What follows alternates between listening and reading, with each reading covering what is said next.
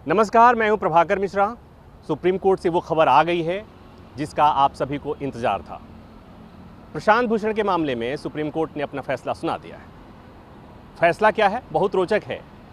वो ये कि प्रशांत भूषण को सुप्रीम कोर्ट ने न्यायपालिका की अवमानना के लिए ₹1 का जुर्माना लगाया है। यहाँ तक सुनेंगे आपको तो असंतोष होगा। जो लोग चाहते थे या देखना चाहते थे कि प्रशांत भूषण को कोई बड़ी सज़ा हो, लेकिन कोर्ट ने भी कहा है कि ₹1 का जो जुर्माना है, अगर 15 सितंबर तक प्रशांत भूषण जमा नहीं करते हैं, ये जुर्माना सुप्रीम कोर्ट की रजिस्ट्री में जमा करना है, तो अगर नहीं करते हैं तो प्रशांत भूषण को 3 महीने की जेल होगी और सुप्रीम कोर्ट में 3 साल तक प्रैक्टिस करने पर पाबंदी लग जाएगी। अब सोचिए, ₹1 नहीं तो 3 महीने की जेल और 3 साल के लिए सुप्रीम कोर्ट में प्रैक्टिस पर पाबंदी। मतलब कि प्रशांत भूषण को ₹1 का जुर्माना जमा करना पड़ेगा। इस फैसले के खिलाफ प्रशांत भूषण के पास पुनर्विचार याचिका दायर करने का विकल्प है, जैसा कि सभी मामलों में होता है। आपको याद होगा कि इसके पहले जब कोर्ट ने प्रशांत भूषण को अवमानना के मामले में दोषी ठहराया था, तो जब सज़ा पर बहस होनी थी, प्रशांत भूषण के वकील की तरफ से ये बात मांग रखी गई कि प्रशांत भूषण को इस मामले में जो दोषी ठहराया गया है उस फैसले के खिलाफ पुनर्विचार याचिका दाखिल करनी है, इसलिए सज़ा पर बहस रोक दी जाए। तब सुप्रीम कोर्ट ने कहा था कि पुनर्विचार याचिका दाखिल करने के लिए उनको समय दिया जाएगा। हालांकि कोर्ट ने अपने फैसले में ऐसा समय नहीं दिया है, लेकिन विकल्प प्रशांत भूषण के पास है। कोई सामान्य आदमी होता, आम आदमी होता, तो ये कहता कि ₹1 जमा करो और झंझट से मुक्ति पाओ, लेकिन ये प्रशांत भूषण है। आपने देखा कि किस तरह से सुप्रीम कोर्ट ने उन्हें माफ़ी देने का विकल्प रखा।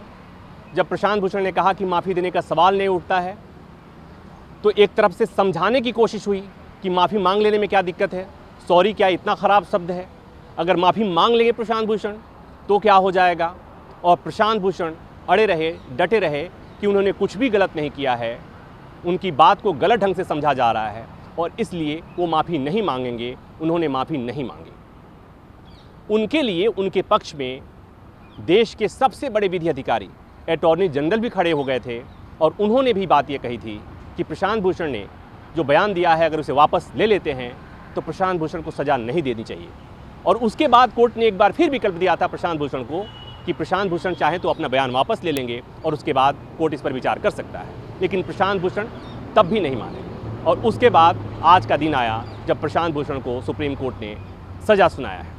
अब एक बात और जान लीजिए कि प्रशांत भूषण को जब सज़ा सुनाई जानी थी तो 1 घंटे से ज़्यादा प्रशांत भूषण के एडवोकेट वरिष्ठ वकील राजीव धवन और देश के सबसे बड़े विधि अधिकारी अटॉर्नी जनरल के वेणुगोपाल फैसले का इंतजार करते रहे।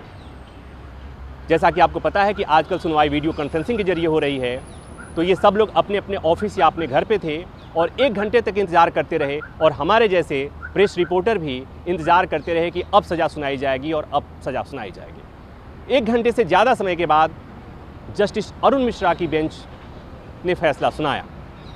ये जानना ज़्यादा ज़रूरी है कि जस्टिस अरुण मिश्रा की बेंच ने फैसला सुनाया और वो चूँकि 2 सितंबर को रिटायर हो रहे हैं, तो उनके जाने के ठीक पहले इस तरह का फैसला आया है जो जुडिशरी के लिए बहुत महत्वपूर्ण है। कोर्ट ने अपने फैसले में कुछ बातें कही हैं, बहुत विस्तार से नहीं जाऊंगा, लेकिन जो महत्वपूर्ण बात कही गई वो ये कि प्रशांत भूषण के जो वकील हैं, वरिष्ठ वकील राजीव धवन, उन्होंने कोर्ट में सुनवाई के दौरान कहा था कि सुप्रीम कोर्ट के 4 जजों ने अपनी बात रखने के लिए प्रेस कॉन्फ्रेंस का सहारा लिया था और कोर्ट की व्यवस्था पर सवाल उठाया था। तो ऐसे में प्रशांत भूषण ने जो किया है वो अवमानना नहीं है और इसलिए उनको सज़ा नहीं होनी चाहिए। सुप्रीम कोर्ट ने अपने फैसले में लिखा है कि जजों के प्रेस कॉन्फ्रेंस से इस मामले का कोई संबंध नहीं है। साथ ही कोर्ट ने ये भी कहा है कि प्रशांत भूषण को बार बार मौका दिया गया, प्रशांत भूषण ने माफ़ी नहीं मांगी। और दूसरी बात कि कोर्ट के सामने जो उन्होंने बयान दिया जिसमें प्रशांत भूषण ने कहा था कि वो माफ़ी क्यों नहीं मांगना चाहते हैं, क्यों माफ़ी नहीं मांगेंगे, उस बयान के बारे में बहुत उन्होंने बाहर चर्चा भी की और इससे न्यायपालिका के गरिमा को नुकसान हुआ है और इसलिए प्रशांत भूषण को सज़ा देना है और इसलिए कोर्ट ने फैसला सुना दिया, सज़ा भी दे दी। देश दो हिस्से में बटा है, आप लोगों में से भी लोग दो हिस्से में बटे हैं। कुछ लोगों को लगता है कि प्रशांत भूषण को सज़ा होनी चाहिए थी और सज़ा हुई, अच्छा हुआ। आप लोगों में से कुछ लोग ऐसे भी होंगे जिन्हें लगता होगा कि प्रशांत भूषण ने कोई ऐसी बात नहीं कही थी, प्रशांत भूषण ने व्यवस्था की कमियां बताई थी, कमियां गिनाई थी और उन कमियों को सुप्रीम कोर्ट को दूर करना चाहिए था, न कि उन कमियों को बताने वाले को सज़ा सुनाया जाना चाहिए था। ये बौद्धिक परिचर्चा का विषय हो सकता है, लेकिन जो मेरी जिम्मेवारी थी खबर बताने की, खबर मैंने बता दी कि प्रशांत भूषण को पहले कोर्ट ने दोषी ठहरा दिया था और अब जुर्माना भी सुना दिया, 1 रुपये का जुर्माना जो उन्हें जमा करना होगा। अगर वो जमा नहीं करते हैं तो 3 महीने जेल की सज़ा होगी और 3 साल तक सुप्रीम कोर्ट में प्रैक्टिस पर पाबंदी लग जाएगी। प्रशांत भूषण आज शाम को प्रेस कॉन्फ्रेंस करने वाले हैं, जहां वो बताएंगे कि क्या वो 1 रुपये जुर्माने की रकम जमा करेंगे या पुनर्विचार याचिका दाखिल करेंगे या वो जेल जाने को भी तैयार हैं। वो क्या करेंगे, इसके बारे में आज शाम को प्रेस कॉन्फ्रेंस में बताएंगे। मुझे लगता है कि इतना ही काफ़ी है आज की जानकारी के लिए। मेरे सहयोगी अमित राय वीडियो बना रहे हैं और मैं आपको सुप्रीम कोर्ट के बैकग्राउंड से आज का अपडेट दे रहा हूँ। नमस्कार, मैं हूं मानक गुप्ता।